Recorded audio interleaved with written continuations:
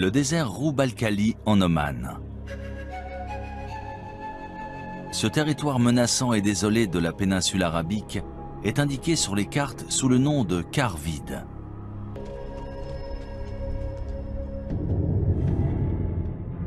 Mais si l'on en croit d'anciennes légendes, cette région était très différente.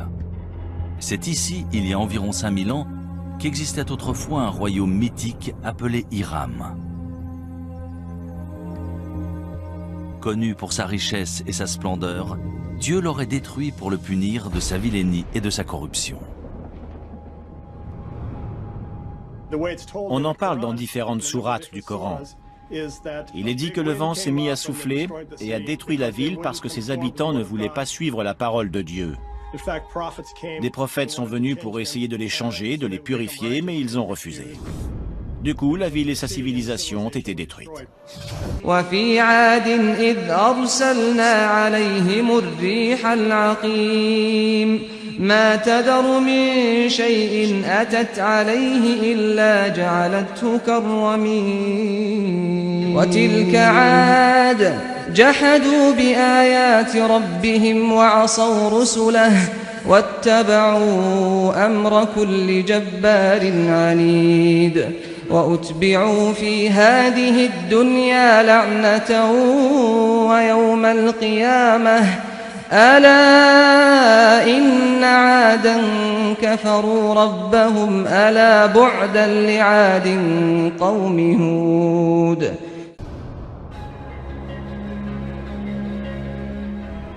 Pendant des siècles, historiens et explorateurs ont cherché des preuves de l'existence d'Hiram.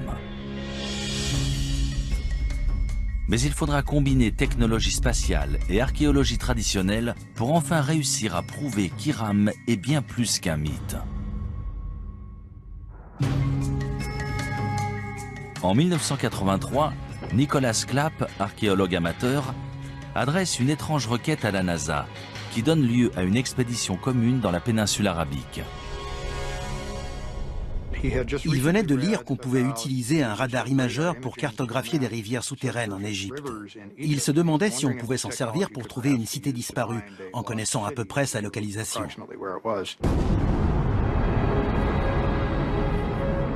Transporté à bord de la navette Columbia, cette technologie appelée radar imageur spatial fonctionne comme un appareil de radiographie souterrain.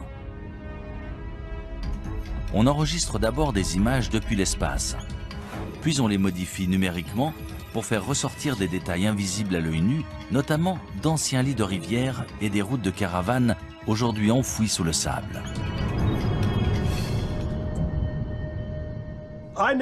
Je n'aurais jamais cru qu'on pourrait découvrir depuis l'espace une cité disparue.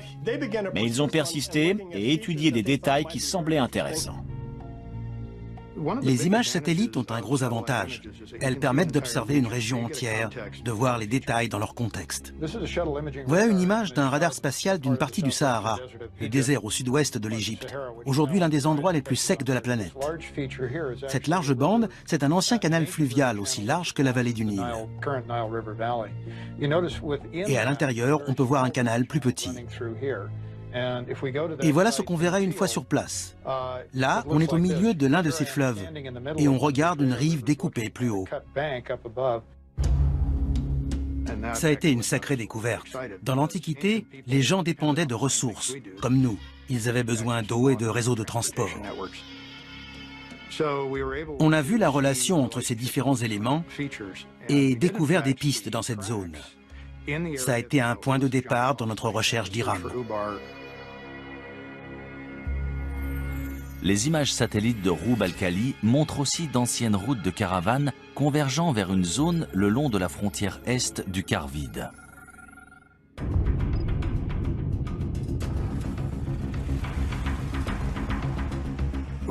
On s'est servi d'un GPS, technologie inconnue du grand public à l'époque, ainsi que du système de navigation de l'hélicoptère. C'est comme ça qu'on a trouvé la route qu'on avait vue sur les images satellites et qu'on l'a suivie dans le désert. C'était vraiment passionnant.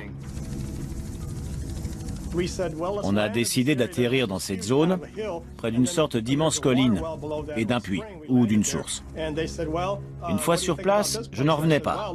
Il y avait des bâtiments. Ça correspondait à la première section d'une place antique faite en pierre avec des murs et des bâtiments. Et il y avait des poteries un peu partout. Ensuite, on a identifié un nombre de lieux qui semblaient importants encore aujourd'hui. Et l'un d'eux était en fait le site d'Hiram. Des centaines de milliers de caravanes constituées de centaines de milliers de chameaux et d'ânes transportaient des marchandises et des tissus depuis et vers la côte, en passant par ce site antique d'Hiram. C'était un comptoir où se rassemblaient les caravanes de chameaux avant de traverser le désert. Il y avait une forteresse qui servait en fait à protéger la réserve en eau. C'est là qu'on contrôlait les caravanes de chameaux. Si elles voulaient traverser cette zone, il fallait payer une taxe. Après des fouilles plus poussées du site, on découvre les vestiges de 8 tours reliées par des murs de 9 mètres. Cela correspond à la description d'Hiram dans le Coran, appelée aussi « cité des nobles piliers ». Mais si cette cité légendaire a bien existé, tous les autres détails à son sujet sont-ils vrais? A-t-elle vraiment disparu après avoir été enfouie sous le sable? Selon les scientifiques et géologues, c'est l'érosion d'un aqueduc sous la cité qui aurait entraîné sa disparition.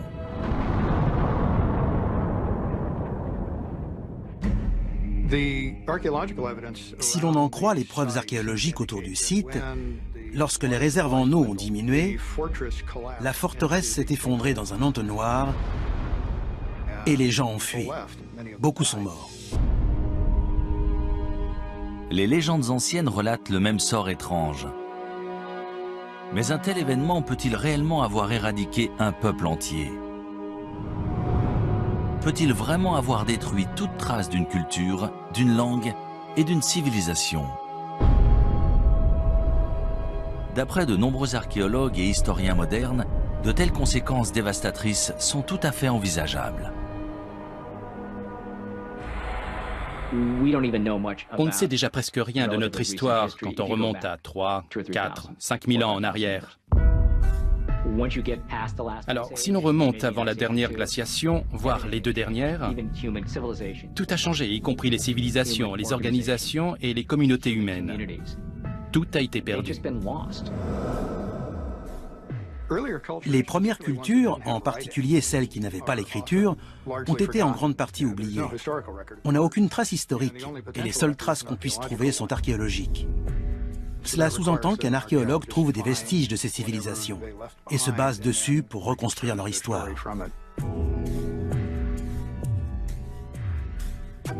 Pendant des décennies, on a supposé que les humains existaient depuis environ 200 000 ans. Et que ce qu'on appelle la civilisation était apparu il y a seulement quelques milliers d'années. Mais de nouvelles découvertes remettent constamment en question ce que nous savons réellement de notre histoire. Imaginons qu'on nous demande de quitter New York, de l'abandonner là, tout de suite. Dans 1000 ans, elle serait ensevelie sous des débris, sous l'eau. La plupart des bâtiments se seraient effondrés depuis longtemps. Allons encore plus loin, disons dans 10 000 ans. Je doute que quelqu'un arrive à reconnaître quoi que ce soit. Il faudrait vraiment savoir ce qu'on cherche pour le trouver. Je pense que les êtres humains seraient capables de s'exterminer. On pourrait détruire la race humaine, mais on ne peut pas détruire la Terre. Elle était là bien avant nous et elle sera toujours là bien après nous. Si chaque trace de notre civilisation peut être détruite aussi facilement, comment les historiens peuvent-ils être sûrs que tout ce que nous vivons ne s'est pas produit auparavant?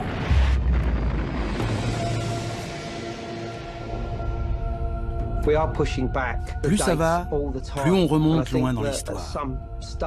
À mon avis, on va finir par découvrir des vestiges qui nous feront réaliser que les civilisations ont bel et bien existé bien plus tôt qu'on ne le pense. Des vestiges qu'on ne voit pas pour l'instant.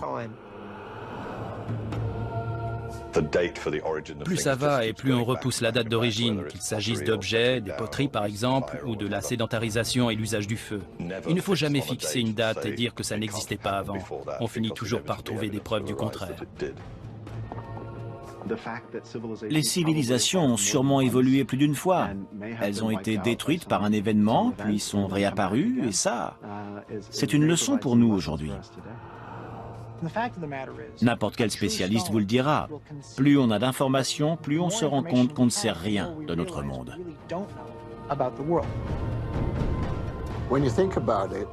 Quand on y pense, les traces écrites qu'on a de ce passé lointain sont si infimes qu'en fait, on ne sait presque rien.